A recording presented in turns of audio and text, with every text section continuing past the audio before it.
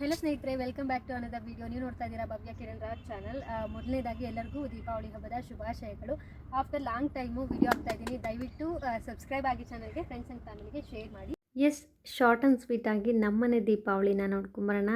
S, early morning ಬೇಗ ನಾನು ಹಳೆ ದಾರಗಳಲ್ಲಿರುವಂಥ ಗೆಜ್ಜೆ ಮುಡಿನ ತೆಗೆದು ನೀಟಾಗಿ ಶುಚಿ ಮಾಡ್ಕೊಂಡಿದ್ದೀನಿ. ಜೊತೆಗೆ ಪ್ರತಿ ವರ್ಷವೂ ಒಂದು ಹೊಸ ಗೆಜ್ಜೆ ಮುಡಿ ತರಬೇಕು. ಅದಾದಮೇಲೆ 5 ದಾರ, 5 ಪಾಕದ ಅಡಿಕೆ, 5 ಹಸಿ ಅಡಿಕೆ, 5 ಅರಿಶಿಣ ಕೊಂಬು ಇಷ್ಟು ಕೂಡ ತರೋವಂಥದ್ದು. ಸೊ ಇದಾದಮೇಲೆ ಪೂಜೆಗೆಲ್ಲ ರೆಡಿ ಮಾಡ್ಕೋಬೇಕು. ಎಲ್ಲ ದಾರಗಳಿಗೂ ಗೆಜ್ಜೆ ಮುಡಿಗಳನ್ನು ಕೂಡ ಸೇರಿಸಿ ಇಡಬೇಕು. ಇದಾದಮೇಲೆ ದೇವ್ರ ಮನೆಯೆಲ್ಲ ಕ್ಲೀನ್ ಮಾಡಿಕೊಂಡೆ, ನೀಟಾಗಿ ಹೂವು ಎಲ್ಲ ಜೋಡಿಸ್ಕೊಂಡು ಅಲಂಕಾರ ಎಲ್ಲ ಮುಗಿಸ್ದೆ. ಸೊ ದಟ್ 10 ಗಂಟೆ ಒಳಗಡೆ ಪೂಜೆ ಮಾಡಬೇಕು. ಹಾಗಾಗಿ ಬೇಗ ಬೇಗ ಕೆಲಸ ನಡೀತಾ ಇದೆ. 10 ಗಂಟೆ ಒಳಗಡೆ ಕೂಡ ಪೂಜೆ ಆಗ್ತಿದೆ ಕೂಡ. ನೋಡ್ತಿರ್ಬೋದು ಎಷ್ಟು ಚೆನ್ನಾಗಿ ಕಾಣಿಸ್ತಿದ್ದಾನೆ ನಮ್ಮ ಮನೆಯ ದೇವರು ಅಂತ ಹೇಳ್ಬಿಟ್ಟು. ಹೆಣ್ಮಕ್ಳಿಗೆ ಇದೊಂದು ಖುಷಿಯ ವಿಷಯ. ಪೂಜೆ ಮಾಡೋದು ಅಂತಂದರೆ ಏನೂ ಬೇಡ ಅನಿಸುತ್ತೆ. ತುಂಬ ಒಂಥರ ಶಾಂತ ವಾತಾವರಣ, ಪ್ರಶಾಂತವಾಗಿರುತ್ತೆ. ಒಂಥರ ಗುಡ್ ವೈಬ್ಸ್ ಅಂತಲೇ ಹೇಳ್ಬೋದು. ತುಂಬ ಖುಷಿ ಆಯಿತು ನನಗಂತೂ. ತುಂಬ ಚೆನ್ನಾಗಾಯಿತು ಈ ಸತಿ ದೀಪಾವಳಿ ಕೂಡ.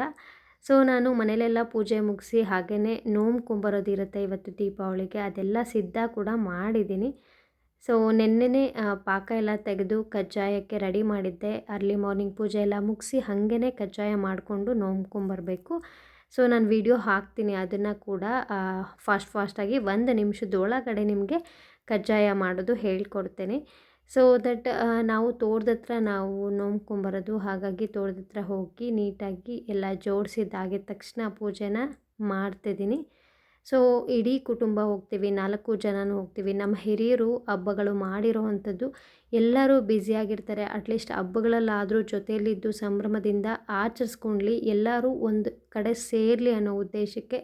ಸೊ ಇಂಥ ಹಬ್ಬಗಳಲ್ಲೂ ನಾವು ಬ್ಯುಸಿ ಆಗಿಬಿಟ್ರೆ ಅಥವಾ ಒಬ್ರನ್ನೊಬ್ಬರು ಮಾತಾಡದೆ ಯಾರೋ ಒಬ್ಬರು ಹೋಗಿ ಪೂಜೆ ಮಾಡ್ಕೊಂಬಂದರೆ ಆ ಪೂಜೆಗೆ ಅಷ್ಟು ಅರ್ಥ ಇರಲ್ಲ ಅನ್ನೋದು ನನ್ನ ಭಾವನೆ. ಇಡೀ ಕುಟುಂಬ ಒಂದು ಕಡೆ ಸೇರೋದೇ ಒಂದು ಸಂಭ್ರಮ ಅಂತ ನನಗನ್ಸುತ್ತೆ. ಸೊ ಅದಕ್ಕೆ ನಾವು 4 ಜನ ಹೋಗಿ ಪೂಜೆ ಮಾಡುವಂಥದ್ದು ಪ್ರತಿ ವರ್ಷ. ನಿಮಗೆ ಗೊತ್ತಿರುತ್ತೆ, ಹೋದ ವರ್ಷದ್ದು ವಿಡಿಯೋ ಹಾಕಿರ್ತೀನಿ ನಾನು.